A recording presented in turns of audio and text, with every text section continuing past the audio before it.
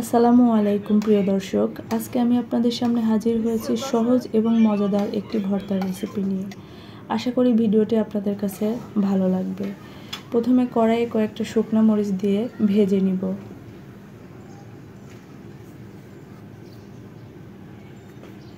এবারে সামান্য পরিমাণে তেল দিয়ে ডিম ভেজে নিব।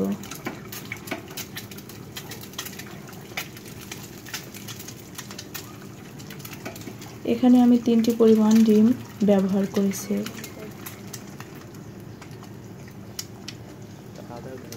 অল্প পরিমাণে লবণ দিয়ে ডিম 3টি ভেজে নিব,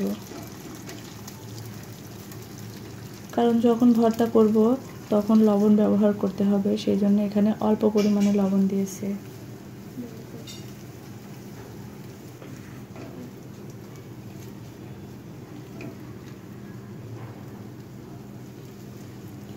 ডিমগুলো ভাজা হয়ে গেছে, এবার এগুলো তুলে নিচ্ছি।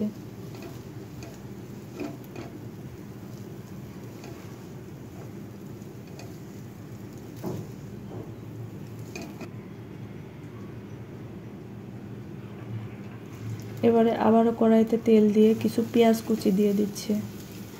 পেঁয়াজগুলো লাল লাল করে ভাজতে হবে। লাল লাল করে ভাজা হয়ে গেলে কিছু টমেটো অ্যাড করছি। এখানে আমি 2টা টমেটো ব্যবহার করেছি।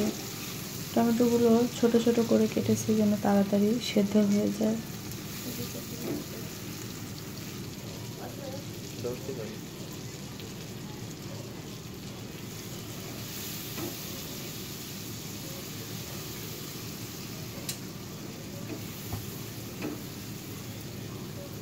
পেঁয়াজ আর টমেটো ভাজা হয়ে গেছে, এখন এগুলো তুলে নিব।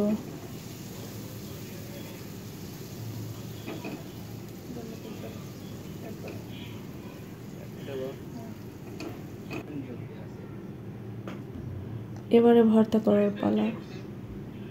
ভেজে রাখা শুকনো মরিচ একটু লবণ দিয়ে মেখে নিচ্ছি। এখানে আমি কাঁচা পেঁয়াজ অ্যাড করিনি, আপনারা চাইলে অ্যাড করতে পারেন।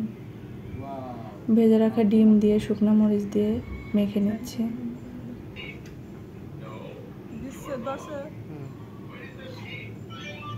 এবারে পেঁয়াজ আর টমেটো দিয়ে আলতো হাতে মেখে নিব।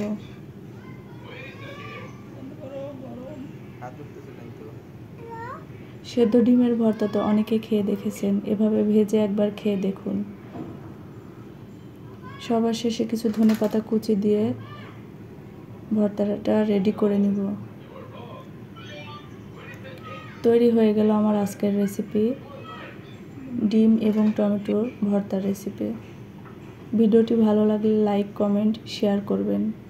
এরকম নতুন নতুন ইউনিক ভিডিও পেতে চ্যানেলটি সাবস্ক্রাইব করে পাশে থাকবে। ধন্যবাদ সবাইকে। আল্লাহ হাফেজ।